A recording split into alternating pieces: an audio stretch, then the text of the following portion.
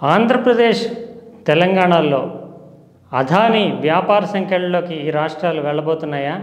నిన్న మొన్నటి వరకు ఇక్కడ కాంగ్రెస్ పార్టీ, అక్కడ తెలుగుదేశం పార్టీ అదానీతోటి తీవ్రంగా విభేదించినటువంటి, రాజకీయంగా ఒక సిద్ధాంతాన్ని తీసుకుంటూ రాజకీయ వైరుధ్యాన్ని కనబరిచినటువంటి ప్రభుత్వాలు కొలువుతీరాయి. అటు ఆంధ్రప్రదేశ్లోకి విషయానికి వస్తే కనుక అదానీకి జగన్మోహన్ రెడ్డి మొత్తం రాష్ట్రాన్నే రాసి ఇచ్చేసినట్లుగా వ్యవహరించారు. అందువల్ల రాష్ట్రంలో తీవ్రమైనటువంటి ఇబ్బందులు ఏర్పడ్డాయి. అంతేకాకుండా రాష్ట్ర ప్రజలపైన ఆర్థికంగా భారం పడేటటువంటి నిర్ణయాలు తీసుకున్నారు. రాష్ట్ర ఆస్తులను అదానికి కట్టబెట్టారంటూ ఉద్యమాలు చేసింది తెలుగుదేశం పార్టీ, న్యాయపరమైనటువంటి పోరాటాలు చేసింది. రాజకీయంగా కూడా చాలా తీవ్రమైనటువంటి విభేదంతో వ్యతిరేక ఆందోళనలకు సైతము శ్రీకారం చుడుతూ 5 ఏళ్ల పాటు తెలుగుదేశం పార్టీ జగన్మోహన్ రెడ్డి ప్రభుత్వంతో పోరాడడానికి అదానీ అంశాన్ని, అంటే కార్పొరేట్ సెక్టార్ నుంచి వచ్చినటువంటి అదానీ అంశాన్ని ప్రధానమైనటువంటి ఇష్యూగా తీసుకుంటూ వచ్చింది. ఇప్పుడు చూస్తే కనుక ఆ నిర్ణయాలని వెనక్కి తీసుకుంటారా, లేదంటే ముందుకే వెళ్ళాలంటూ ఇప్పటికే అదానీతో కుదిరినటువంటి ఒప్పందాలన్నింటినీ కొనసాగిస్తారా? రాజకీయంగా దీని పర్యవసానాలు ఎలా ఉంటాయి?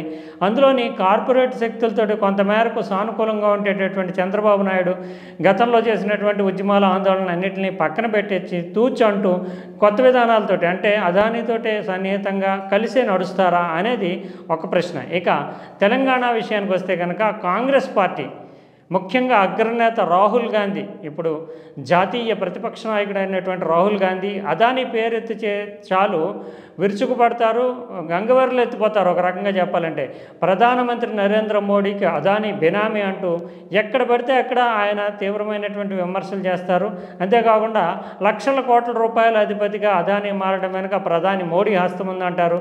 అదానీ పేరు వినిపిస్తే చాలు ఆయన రాజకీయంగా ఒక అస్త్రంగా చేసుకుంటూ దేశవ్యాప్తంగా ప్రచారం చేసినటువంటి ఉదంతాలు ఉన్నాయి. ఇక్కడ కాంగ్రెస్ ప్రభుత్వం కొలువుతీరింది. ఇప్పుడు తాజాగా అదానీకి తెలంగాణలో కీలకమైనటువంటి పాత్ర ఇచ్చేందుకు, అత్యున్నతమైనటువంటి సెక్టార్గా ఉన్నటువంటి విద్యుత్ రంగంలో సంస్కరణలకి ఆయనకు పెద్దపీట వేసేందుకు, విద్యుత్ బిల్లింగ్లో ఆయన రంగప్రవేశం చేసేందుకు తెలంగాణ ప్రభుత్వం ప్రయత్నాలు ప్రారంభించింది. ఆ మేరకు ఒప్పందాలు కుదుర్చుకుంటుంది. క్రమేపీ వివిధ రంగాల్లోనూ కూడా ఆయన నుంచి పెట్టుబడులు ఆకర్షించాలి, పెట్టుబడులు పెట్టించాలి అనేటటువంటి కోణంలోనే రాష్ట్ర ప్రభుత్వం ఆలోచన చేస్తుంది. మరి ఇప్పుడు కాంగ్రెస్ కేంద్ర నాయకత్వానికి, రాష్ట్రంలో ఉన్నటువంటి అధినాయకత్వానికి మధ్య విభేదాలు ఉంటాయా? దీని విషయంలో ఏ రకమైనటువంటి నిర్ణయంతో ముందుకెళ్తారు? రాజకీయంగా బీఆర్ఎస్ చేసేటటువంటి విమర్శలకు సమాధానం ఎలా చెప్తారు? ఒక్కసారి అదానీ రంగప్రవేశం చేస్తే కనుక ఆయన క్రమేపీ అన్ని రంగాల్లోనూ విస్తృతంగా వ్యాప్తి చెందుతారు. అంతేకాకుండా కంట్రోల్లోకి తెచ్చేసుకుంటారు అనేటటువంటి భావన ఉంది.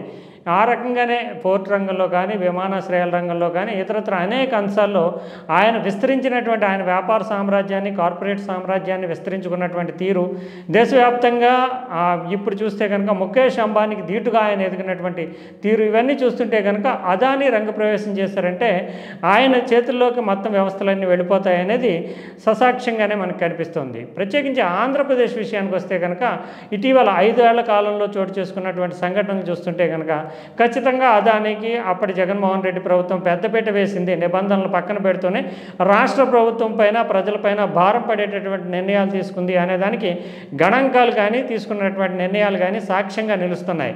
ముఖ్యంగా గంగవరం పోర్టు ప్రైవేట్ రంగంలో వచ్చినటువంటి గంగవరం పోర్టులో 10% మేరకు రాష్ట్ర ప్రభుత్వానికి వాటా ఉన్నప్పటికీ గంగవరం పోర్టుని వివిధ రూపాల్లో అదానీ సంస్థలు చేజిక్కించుకోవడం, సామధాన భేదోపాయాలన్నింటినీ ప్రయోగించి చేజిక్కించుకోవడం, రాష్ట్ర ప్రభుత్వం సైతం తన ఓటాను వదిలేసుకుంటూ కేవలం 650 కోట్ల రూపాయలకే తన ఓటాను వదిలేసుకుంటూ గుత్తాధిపత్యంలోకి, అదానీ నియంత్రణలోకి వెళ్లేందుకు సహకారం అందించడం, ఇందుకు ముఖ్యంగా జగన్మోహన్ రెడ్డికి అదానీతో ఉండేటటువంటి సాన్నిహిత్యం దోహదం చేసింది అనేటటువంటి విమర్శలు, ఆరోపణలు ఉన్నాయి. అదేవిధంగా విశాఖపట్నానికి వైఎస్ఆర్సీపీ ప్రభుత్వం వేసినటువంటి పెద్దపీట అందరికీ తెలిసిందే. విశాఖపట్నం పరిసరాల్లో, కాపులుప్పాడ, ఇతరత్ర ప్రాంతాల్లో 270 ఎకరాల భూమిని అదానీ సంస్థలకు కట్టబెడుతూ డేటా సెంటర్ ఏర్పాటుకి సంబంధించి, టెక్నాలజికల్గా డేటా సెంటర్ ఏర్పాటుకి సంబంధించి 22,000 కోట్ల రూపాయలు పెట్టుబడులు పెడతాము, 40,000 మందికి ఉపాధి ఇస్తామంటూ అదానీ సంస్థ చెబుతోంది అంటూ దాన్ని 270 ఎకరాలని కట్టబెట్టారు. అంతేకాకుండా ఇంకొక కీలకమైనటువంటి పరోక్షంగా రాష్ట్ర ప్రభుత్వం పైన విద్యుత్ సంస్థ పైన భారం పడేటటువంటి నిర్ణయానికి సైతము వైఎస్ జగన్మోహన్ రెడ్డి ప్రభుత్వం అప్పట్లో నిర్ణయం తీసుకుంది. దానివల్ల రానున్నటువంటి 20 ఏళ్ల కాలంలో దాదాపు 1,00,000 కోట్ల రూపాయల మేరకు ఆంధ్రప్రదేశ్ ప్రభుత్వం పైన విద్యుత్ సంస్థల పైన భారం పడుతుందనే విమర్శలు సైతం ఉన్నాయి. ఎందుకంటే మధ్యప్రదేశ్లో కోల్ బ్లాక్లు బొగ్గు గనుల వేలంలో జెన్కో పాల్గొనకుండా రాజకీయంగా ఒక నిర్ణయం తీసుకుంటూ జగన్మోహన్ రెడ్డి అదానీ సంస్థలు అక్కడ ఉండేటటువంటి బొగ్గు గనుల వేలం పొందేందుకు అక్కడ ఒక మెట్రిక్ టన్ అదానీ సంస్థలు కేవలం 2,300 రూపాయలకి దక్కించుకునేందుకు అవకాశం కల్పించారు. అదే బొగ్గును మళ్ళీ అదానీ సంస్థల నుంచి ఆంధ్రప్రదేశ్ జెన్కో 8,000 నుంచి 12,000 రూపాయల వరకు కొనుగోలు చేస్తుంది. దీనివల్ల దాదాపు 3 రెట్లు అదనంగా చెల్లించాల్సి వస్తుంది. ఇది రానున్నటువంటి కాలంలో భారీగా రాష్ట్ర ప్రభుత్వ ఖజానాకి విద్యుత్ సంస్థకి గండి పడుతుంది అనేటటువంటి వాదన విమర్శ ఉంది. అదేవిధంగా సోలార్ ప్లాంట్లకు సంబంధించి 15,000 ఎకరాలని అనంతపురం పరిసరాల్లో సేకరించి అదానీ సంస్థకి ఇచ్చేటటువంటి ప్రయత్నాలు జరిగినాయి. దాని మేరకు కొంతమేరకు దీని ముందడుగు కూడా పడింది. ఇక కడప నడికూడిల్లో ఉక్కు ఫ్యాక్టరీలు ఏర్పాటు చేస్తామంటూ అదానీ సంస్థలతోటి రాష్ట్ర ప్రభుత్వం ఒప్పందాలు కుదిరింది. ఇలా అన్ని రంగాల్లోని కూడా అదానీ సంస్థలకు పెద్దపీట వేస్తూ అదానీ సంస్థలకు సంబంధించినటువంటి ప్రాథమిక అవగాహన ఒప్పందాలు ఒక దశకు చేరుకున్నటువంటి పరిస్థితి. సంస్థ అంటే కొన్ని వందల ఎకరాల భూములను కట్టబెట్టారు. ఆ బొగ్గు గనుల్లో సంస్థ విషయంలోనే తాను వెనక్కి తగ్గుతూ అదానీ సంస్థలకు లాభం చేకూర్చేటట్టు చేశారు. ఇక గంగవరం పోర్టు విషయంలోనే అలాగే చేశారు.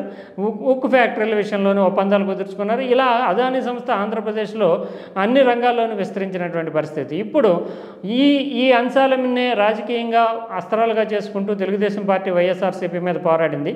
ఇప్పుడు తెలుగుదేశం పార్టీ అధినేత చంద్రబాబు నాయుడు, ప్రభుత్వ అధినేత చంద్రబాబు నాయుడు ఏ నిర్ణయం తీసుకుంటారో అదానీని చేసుకున్నటువంటి ఒప్పందాలన్నింటినీ కూడా పునఃసమీక్షిస్తారా, దాని పర్యవసానాలు ఎలా ఉంటాయి, లేదంటే మళ్ళీ ఎదురై వచ్చేటటువంటి విమర్శలని ఏ రకంగా రాజకీయంగా ఎదుర్కొంటారు, పర్యవసానాలు ఎలా ఉంటాయి, లేదంటే రెండు ఆతాను ముక్కలే అన్నట్లుగా వైఎస్ఆర్సీపీ ఎలాగూ ప్రతిపక్షంలో ఉంది, ఆ పార్టీ తెలుగుదేశం ప్రభుత్వం రెండు కూడా కుమ్మక్కే అదానీ విషయంలో మాత్రం మౌనం వహిస్తారా, ఇప్పుడు ఉన్నటువంటి విధానాలనే ముందుకు తీసుకెళ్తారా? అదే జరిగితే కనుక రానున్నటువంటి 20 సంవత్సరాల్లో 1,00,000 కోట్ల రూపాయల మేరకు భారం పడుతుందంటూ గతంలో తెలుగుదేశం పార్టీ చేసినటువంటి ఆరోపణలకి ఎవరు సమాధానం చెప్తారు? లేదా ఒప్పందాలను మళ్ళీ పునఃసమీక్షించి తిరిగి చేసుకుంటారా, ఎందుకంటే భారం పడకుండా? ఇవన్నీ కూడా చంద్రబాబు నాయుడు ఎదుర్కొంటున్నటువంటి ప్రశ్నలు. రాజకీయంగా సైతము ఇబ్బందులు ఎదురవుతాయి. అంటే రాజకీయంగా అంటే ఒకవేళ వైఎస్ఆర్సీపీ కనుక మౌనం వహిస్తూ తాము చేసినటువంటి తప్పులే కనుక దాని విషయంలో ప్రతిపక్షంగా వేలెత్తి చూపకపోతే తెలుగుదేశం పార్టీ ప్రభుత్వానికి కొంత సానుకూలత కల్పించేటటువంటి అవకాశం ఉంటుంది. జగన్మోహన్ రెడ్డిని దృష్టిలో పెట్టుకునే గతంలో ఆందోళన చేశారా?